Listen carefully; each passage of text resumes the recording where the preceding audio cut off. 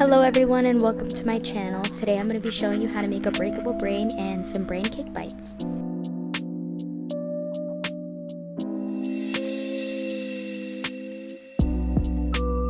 As you can see here, I have two different kinds of chocolate. I use the almond bark for the breakables and the Ghirardelli chocolate for the cake bites. Since I am doing this just for the video today, I will be using almond bark for everything, the breakable and the cake bites. For my customers, I do use the Ghirardelli melting wafers since almond bark is not considered real chocolate. It is a candy coating. For my customers, I like to use real chocolate and do the Ghirardelli melting wafers.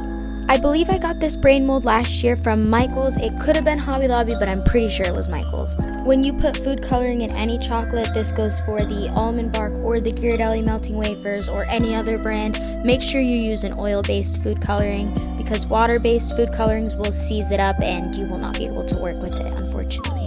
After I poured the almond bark into the mold, I am just going to move it around and add some more chocolate just to make sure that it's in every single space where there's no orange showing through. And you are just going to keep doing that until it is completely covered. I would recommend working with the almond bark if you're a beginner and then go to the Ghirardelli chocolate because the almond bark is easier to work with in my opinion. I started off with almond bark and then I moved up to the Ghirardelli chocolate.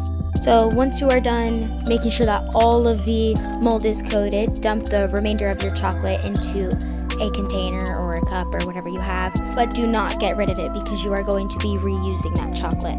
Put this in the freezer until it is completely dried. And then once it's completely dried, you're going to do a second coat around the outside, really focusing on the outside. For this part, I do like to use a spoon and put a little bit at a time. Since the chocolate did come out of the freezer, it is still cold, and the chocolate that you are putting down on the sides will dry faster than normal.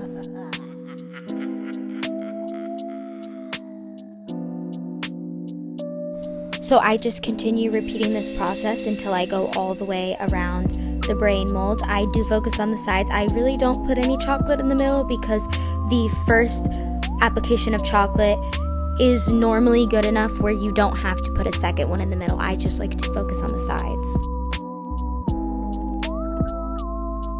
So once you go all the way around the breakable and you are done, you will be placing the mold back in the freezer for a little bit. Not as long as the first time, just enough for it to dry on the outsides.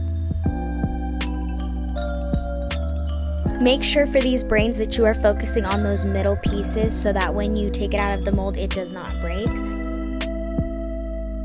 Then you will be placing this back in the freezer.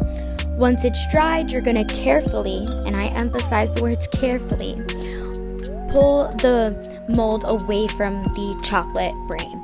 You are going to, I like to peel all the sides slowly and just release it all, and then I like to push from the back of the mold to really release the chocolate mold that you have done. And then slowly, I haven't sped this clip up just so you can see how carefully I am pulling the mold from the brain because again, you do not want to break the breakable mold. And then I like to just go around and pick off any of the chocolate that's on the sides carefully. This clip is sped up. You don't want to go as fast as I am here, but you just want to slowly go around, and if you want, you don't have to do this. I just like to do this to make it look a little bit more perfect and take off all of the extra chocolate that is around the sides.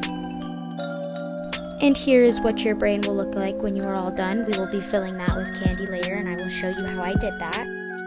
I got these in a 3-pack on Amazon. I'm pretty sure this is where I got them, and they're just brain molds. I really liked them. I thought they were pretty cheap in the pack. I think they were like $10 for all 3 of them, but today I'm just going to be working with one of the molds since I'm not going to be making that many.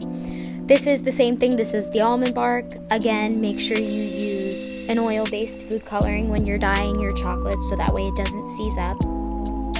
I will be taking the chocolate and placing a little bit in each mold, just enough to cover the outside, not enough where, like the brain mold, you want to do just enough where you're covering the outside, but it's not thin enough where it's gonna break. I use a big spoon here and just put some chocolate in there, and then I do take a littler spoon to kind of smooth it out along the edges. You could also use a brush if you had one, like a food safe brush. I prefer to use a spoon though. I thought it worked great. And again, you just want to make sure you cover all of the sides. I like to tap it to get it back at the bottom. I did have to add a little bit more chocolate to some of them, but you want to make sure that you have enough room to put the cake on the inside, because we will be putting these in the freezer and doing another layer of chocolate on the sides like we did with the brain mold, the breakable brain.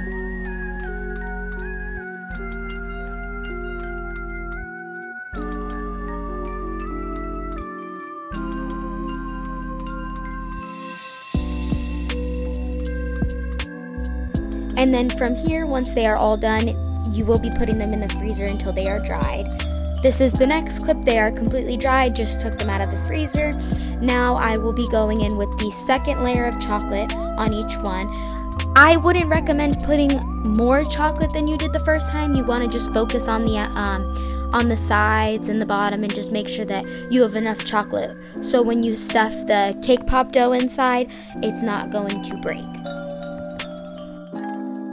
And then you would just repeat this process with every single brain bite that you have.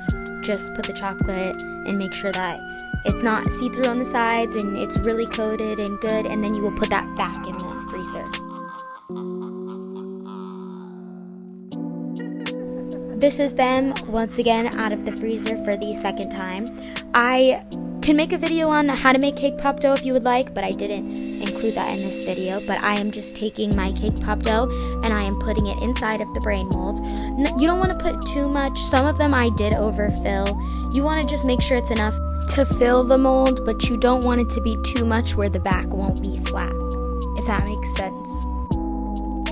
You can see me here going in and taking out some of the dough because I did, like I said, overfill some of them. But you will just repeat the process. Put the cake pop dough in every single brain bite. Make sure you, like I said, you don't put too much dough.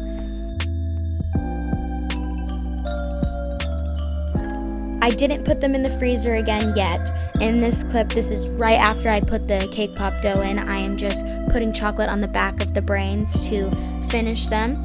I don't recommend putting a lot of chocolate. I would do less at first because you can always add it. It's harder to take the chocolate away. Just make sure you smooth it out on the back and you cover all the sides. Then after this, you will be putting them all back in the freezer. This is them done. I didn't want to make it too long.